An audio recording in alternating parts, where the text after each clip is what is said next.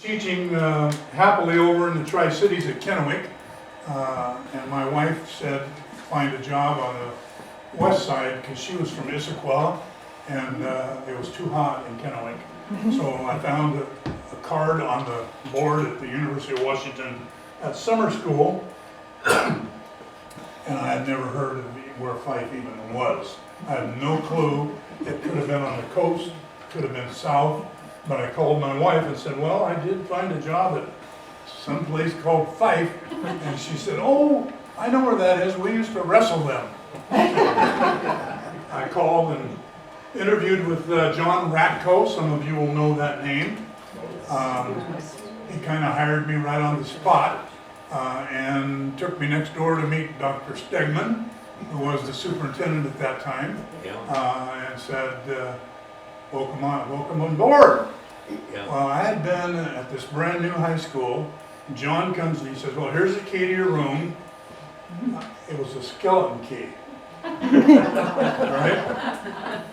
Takes me back to the back hall of what we called the annex, which originally I think had been the junior high.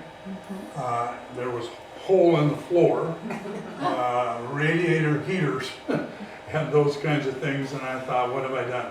What have I done? I went to kindergarten in that building.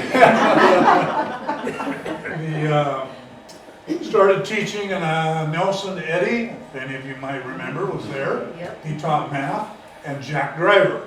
The three of us were the math department in that back hall. The far room was the art room, I think, if I can recall correctly. When I first got there, we were on an 8-period day, which was extremely unusual. 8 40-minute periods. Boom, the kids came in, boom, the kids went out. You barely had time to go over the assignment and present something new and give them the new assignment, and they were out. So I came in 73. At 76, John promoted me to assistant principal. I never did like the word vice. So I became the assistant principal. And during that time, still taught 2 classes while doing that job, general math twice a day. Pretty interesting. We had between 500 and 600 students, and 9 through 12, 4 grades. So there was only 125, 130 kids in a class. That would have been about right, Stacy, for your class. Yep. And we had graduation in the gym. And Or the the dome. football field. 1 year. Yep. It's on my notes. 1 year we went out there, and that is smaller even than going in the gym, but the gym was so horrendously warm that it just couldn't work. About 5 or 6 years later, we went to the Tacoma Dome when Chuck Silverdale became the principal. That time we were in the stadium.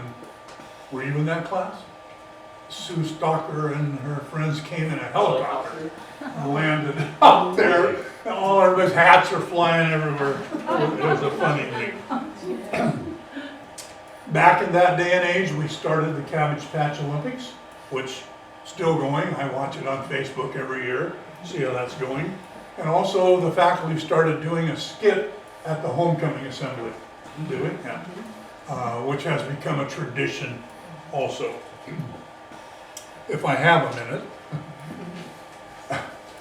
Jeff Short was our football coach for a long time, then he became the athletic director. And it came time for homecoming. Everybody's planning these skits, and usually it was something musical, be a band or something. But the Olympics had just been on, and they had just introduced synchronized swimming. So Jeff and I said, well, we'll do our own routine. We'll do synchronized swimming. So we got a big sheet of paper and strung it across there and drew waves on it, put on hats, swim caps, and shorts, and at the time those little tennis shoes that you could walk in the water with were popular, and we put those on. So we stood behind this thing and did our deal like we were doing synchronized swimming. We ducked down, took a drink of water, and came up and squirted the water out. A lot of people were just going nuts like that. Well, then for our final part of the routine, we ducked down and we put the shoe things on our hands and put our hands up and went like this, so it looked like we were heads down doing this thing.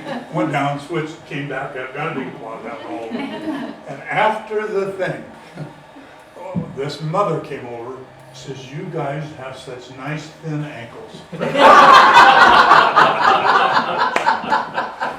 So I think Pat Scott, who worked here for a long time, has a video of all of those skits. She videotaped all of those. So I don't know if they're in the library at the high school or whether they then need to come here and be copied and checked out. I mean, they could be transferred to a flash drive or whatever, but it was a lot of fun. I would say the big issues at the school at that time were smoking and occasionally fighting. Boys chose to get in a fight quite often, and the girls chose to smoke. And it was a real issue. A lot of schools were putting in smoking areas. Sumner, a lot of them around putting in, and we talked about it when, we're not going to promote smoking, that's not what we're going to do. So we just chased them along. Also at that time, FFA Ag was huge. Across the street where the bus garage is, and now in the buses, was a parking lot. That's where the student parking lot was.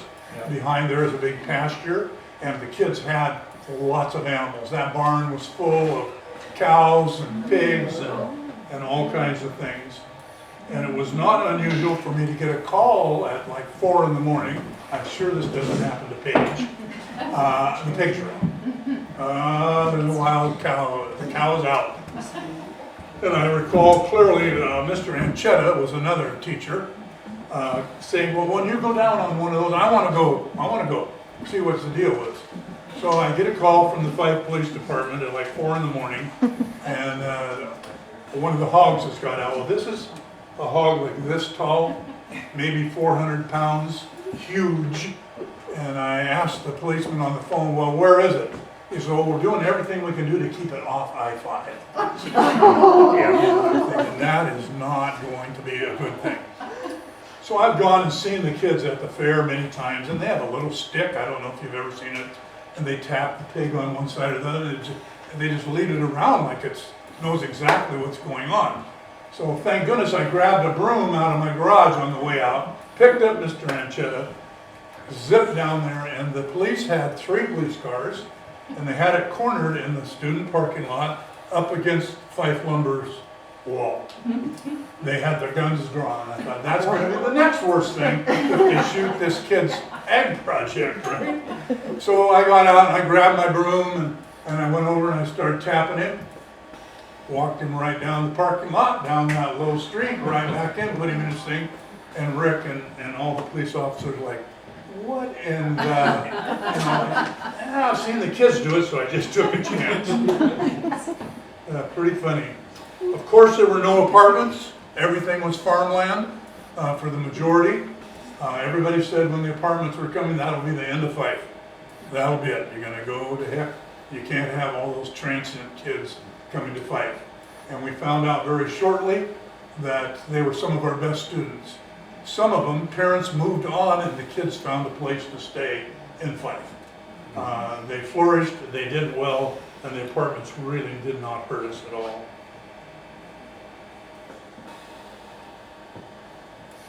Way, way, way back, unless you're into technology, you won't know much of any of this. Radio Shack released a computer called a TRS-80. Had a black and white screen, and it used a cassette tape to save your program on. And I saw those, and I had taken computers at college and worked on some other computers. And I went and asked Dr. Stegman, they cost $1,000 a piece. I said, "What's the chances we could get a few of these?" He had a good budget, he was a good superintendent. "Well, what do you mean by a few?" I said, "Well, I think I could teach a class if we had 3. "Okay, go ahead, get them." So we got 3, and I used a little room in the main hallway and had 15 kids and taught basic programming. Immediately got a bunch of calls from parents saying, "Can we somehow get introduced to this?" Well, Mr. Racco had introduced a parent night where every teacher taught something of a hobby nature. And we had like an open house for parents, but you taught fly fishing, painting, whatever, and I did computers. And we did that. Thereafter, I introduced apples to all the buildings, Apple IIes to all the buildings, tied the buildings all together, pulled all the cables, all the cords, all the wires to get us integrated district-wide. Got the central office online with us, pretty much started technology in the Fife School District. In my last couple years as assistant principal, I was also the director of technology. I worked for the principals, John Ratko. After him for quite a long time was Chuck Silvernail. Came from Meade High School over in Spokane. Then came Steve McCammon, who now works for an independent company, school promotional types of things. Following Steve was a gal named Cynthia Lenahan from Foss High School. Following her was Amanda Fox. And then this young lady sitting next to me was trying to set a record. See if we can keep her around for a while. I'll have to say, did I miss somebody? No, okay. I've always told people it was the best possible job. You know, because after Linehan was McCrossan, and then... I was gone, Right. so I didn't work for that. We didn't work for Amanda either. No, that's true. I was thinking I did. It's just that I liked her so much. I always said it was a fantastic job. When I came, the parents were so supportive. All the pictures of the graduating classes were up on the walls. Lots of Asian Americans. Other than that, there were no minorities. But if you called home, whatever happened at school was going to happen 3 times over when they got home. And the kids knew that, and they behaved accordingly very well. Never failed a levy the whole time I was there.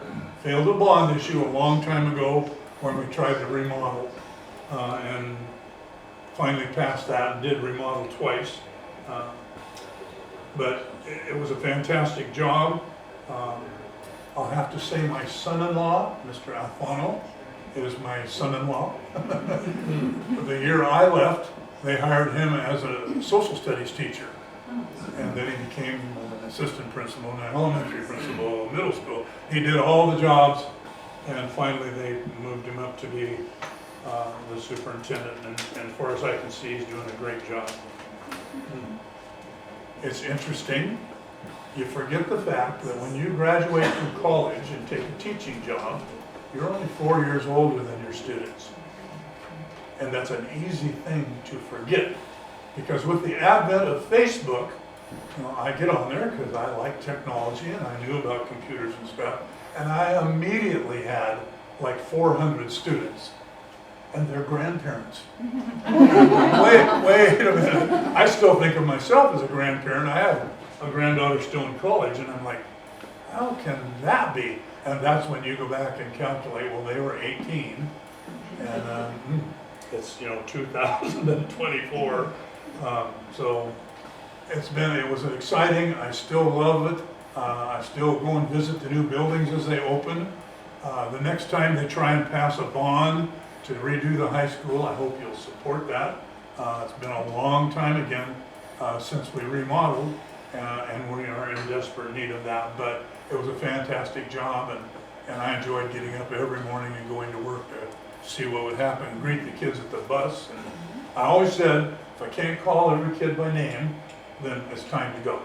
When we got to about 1,000 students, it was about time to go. Take it away.